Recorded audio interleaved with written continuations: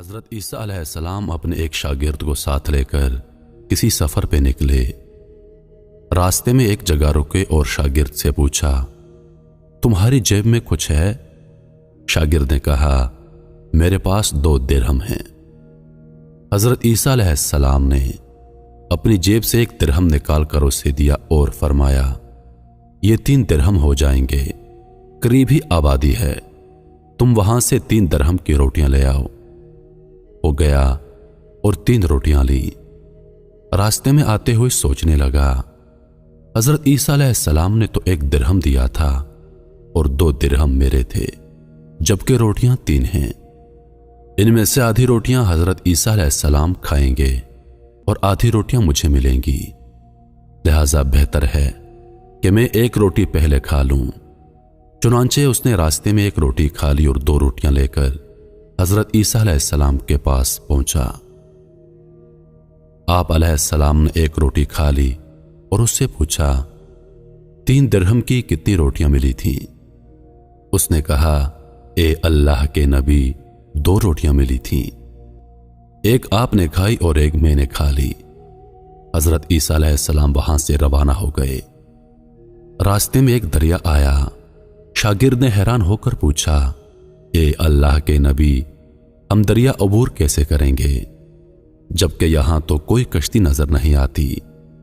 حضرت عیسیٰ علیہ السلام نے فرمایا، گھبراؤ مت، میں آگے چلوں گا، تم میرا دامن پکڑ کر میرے پیچھے چلتے آنا، خدا نے چاہا تو ہم دریا پار کر لیں گے۔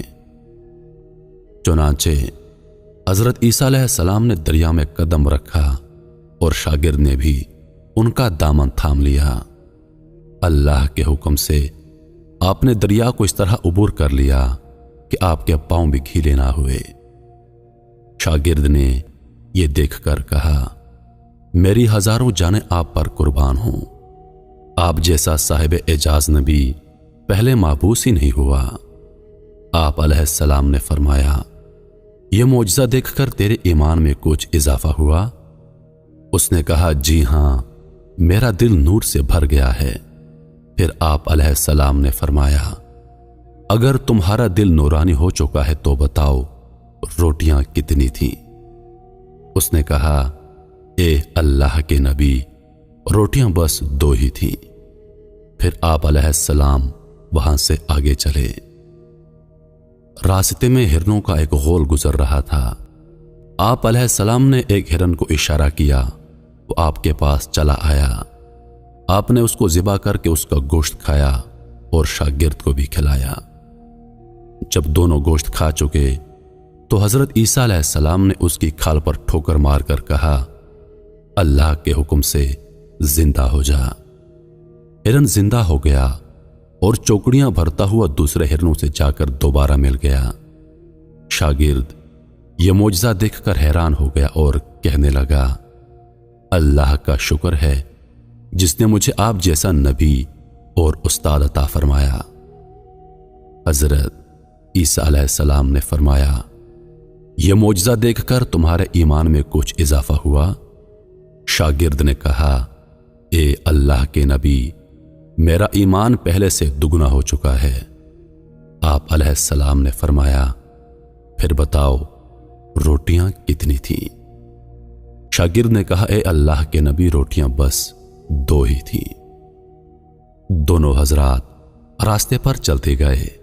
کیا دیکھتے ہیں کہ ایک پہاڑی کے دامن میں سونے کی 3 اینٹیں پڑی ہیں۔